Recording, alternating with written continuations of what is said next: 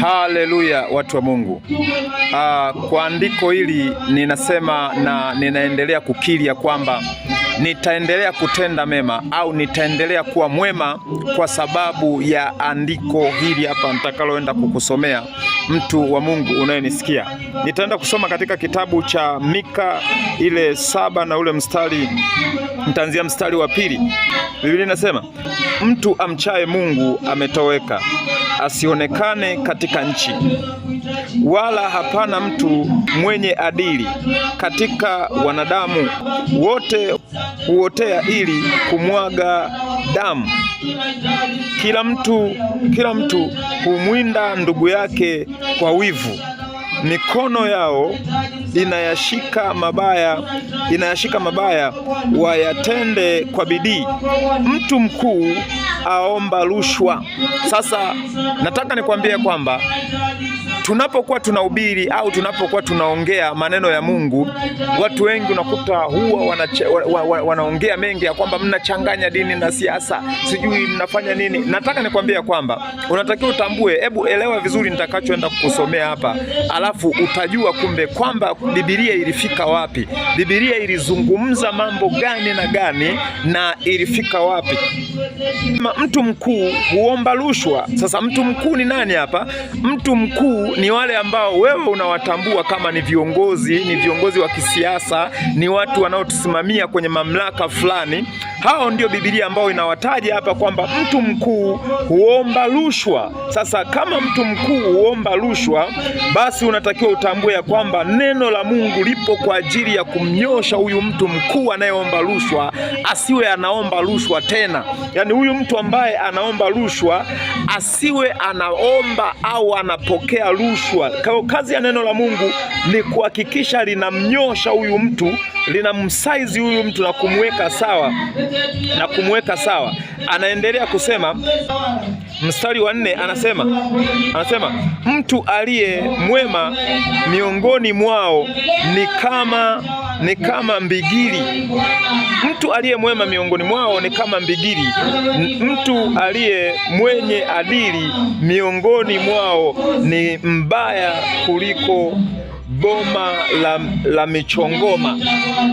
Sasa ninataka nikwambie, anasema mtu aliye mwema miongoni mwao ni mbaya kama mbigili, na mtu mwenye adili miongoni mwao na anasema ni mbaya kuliko boma la michongoma. Sasa hawa watu wenye mamlaka, hawa watu ambao wewe unasema usichanganye dini na siasa, wewe unasema hawa watu ni watu ambao wanatakiwa kuachwa tu, kwamba mmechukulia kwamba mwizi basi ni yule mwizi wa kuku, mwizi wa nini, waizi wadogo wadogo wanaotusumbua nyumbani, majumbani humo.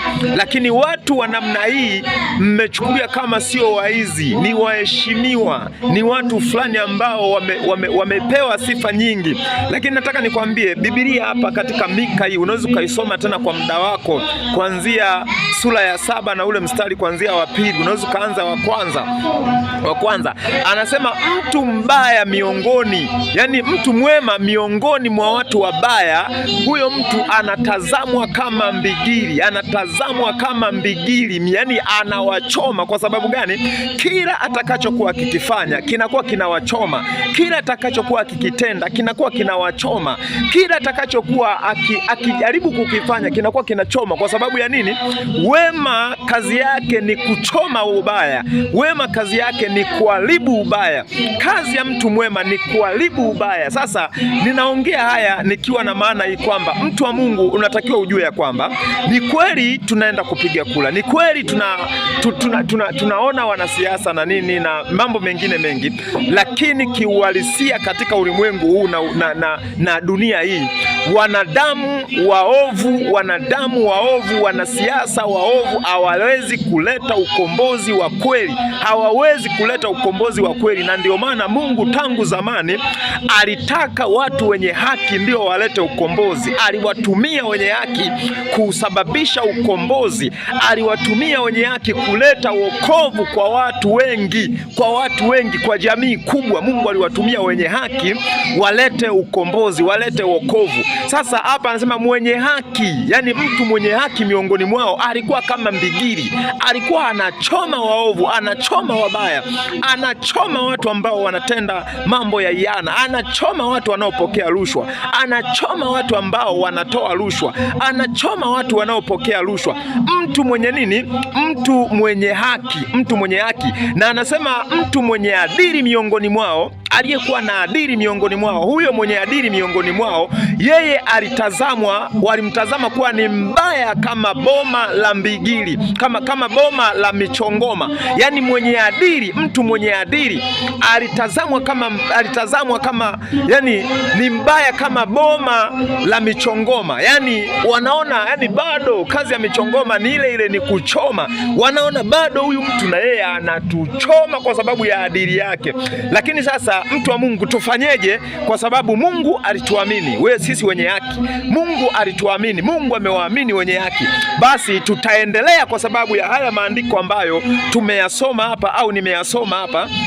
Tutaendelea sana kupinga ubaya, tutaendelea kuwapinga waovu, tutaendelea kupinga watu wanaotenda mambo ya ihana, mambo mabaya, mambo machafu katika hii jamii. Sisi kama watu wa Mungu tunaamini ya kwamba kabisa tukiendelea katika njia hii, tukiendelea katika wokovu huu, ya kwamba tunaweza kuleta ukombozi wa Mungu katika jamii. Haijalishi tutaishia wapi, haijalishi tutafika wapi, haijalishi tutaishia alipoishia kamanda mwenzetu Sifa Bujune, haijalishi tutaishia hapo au la sivyo, Mungu atatupa hatua nyingine tena kuendelea mbele.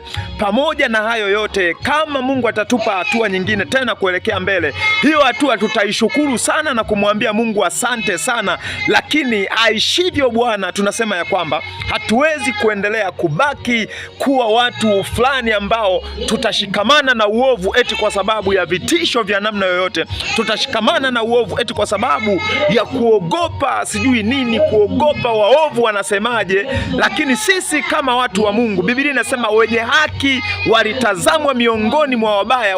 Yani miongoni mwa wabaya waliwachukulia wenye haki ni kama mbigili, ni kama michongoma. Sasa tunaamini ya kwamba kwa neno hili, na ndivyo ilivyo, sisi wenye haki ni mbigili, ni miba, michongoma kwa waovu, na tutaendelea kuwachoma sana waovu, tutaendelea kuwachoma sana waovu, wapokea rushwa na watoa rushwa. Tutaendelea kuwachoma kweli kweli mpaka wenyewe watajua waache kufanya hivyo, waache kufanya mabaya, waache kutenda mabaya, waache kutoa rushwa, waache kupokea rushwa, au la sivyo wataamua wenyewe kwamba watuzuru na mabaya yatupate kama ambavyo yamewapata wenzetu tulio nao na tunaoendelea nao katika imani. Neema Yesu Kristo iwe pamoja nawe.